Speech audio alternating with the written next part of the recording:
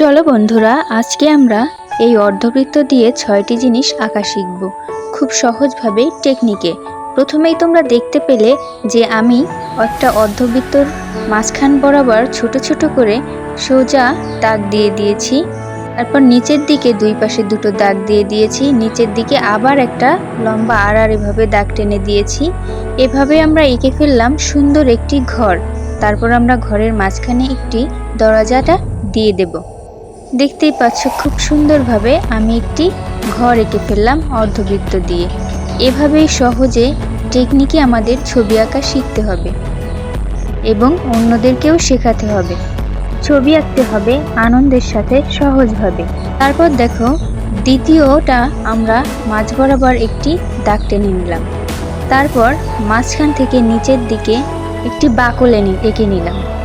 তারপর ভেতর থেকে যাতে বোঝা যায় যে এটা আবৃত্তাকারে আছে, তাই আমি এভাবে দাগ টেনে নিলাম। তারপর মাঝখানে ছোট ছোট বিন্দু বিন্দু আকারের ডট দিয়ে নিলাম। এটা হচ্ছে মূলত একটি ব্যাঙের ছাতা। আঁকার মাঝখানে তোমরা নিশ্চয়ই আগে থেকে বুঝে গিয়েছো। তো এভাবেই আমরা একটি সুন্দর ব্যাঙের ছাতা এঁকে ফেললাম।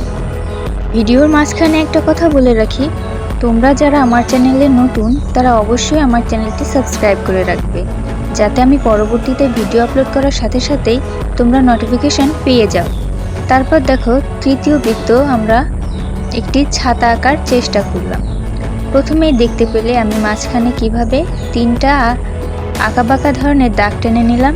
তারপর মাঝ থেকে হাফছা করে একটা ছোট ছোট দাগ টেনে নেব, যাতে ছাতাটা দেখতে খুবই সুন্দর হবে। যেহেতু আমরা রং করব না, তাই এটাই আমরা রঙের প্রেক্ষিতে ব্যবহার করতে পারি। তো এভাবেই আমরা এঁকে ফেললাম সুন্দর একটি ছাতা। তোমরা যারা সহজভাবে ছবি আঁকবে, তোমরা আমার ভিডিওগুলো ফলো করতে পারো। আমি খুবই সহজভাবে তোমাদের দৃশ্য আঁকা, তারপর কোনো বিষয়বস্তু আঁকা শিখাই। এভাবে শিখলে ছোটরাও খুবই সহজভাবে আঁকতে পারবে। কথা বলতে বলতে দেখো, আমি একটি ছোট কচ্ছপও এঁকে নিলাম। এরপর কচ্ছপের মাঝখানে আমরা ছোট একটু বড় করে বৃত্ত টেনে নিলাম, যাতে দেখতে ভালো লাগে আর বোঝাও যায় যে এটি একটি কচ্ছপ। তো এভাবেই আমরা শেষ করে ফেললাম কচ্ছপ আঁকা। তারপরে বৃত্ততে দেখো, অর্ধবৃত্ততে আমরা কি আঁকবো, একটা মাঝখান বরাবর টান দিয়ে নিচের দিকে সরুভাবে একটা বাঁকা টান দিয়ে আবার মাঝখান বরাবর মিলিয়ে দিলাম। হয়ে গেল আমাদের একটি সুন্দর ক্যাপ। ক্যাপ আঁকার এত সহজ পদ্ধতি আর একটিও হতে পারে না। তো এভাবে আমরা সুন্দর একটি ক্যাপ এঁকে ফেললাম। আশা করি তোমাদের ক্যাপটি আঁকা খুবই পছন্দ হয়েছে। তারপরে বৃত্ততে দেখো, মাঝ বরাবর আমরা এক পাশের থেকে অন্য পাশে লাগিয়ে দিলাম। এখন মাঝখান থেকে দাগ দেব। দাগ দিতে দিতে আমরা পুরোটা জুড়িয়ে নিলাম। এখন আমরা সুন্দরভাবে একটি কেটলি আঁকবো, চায়ের কেটলি।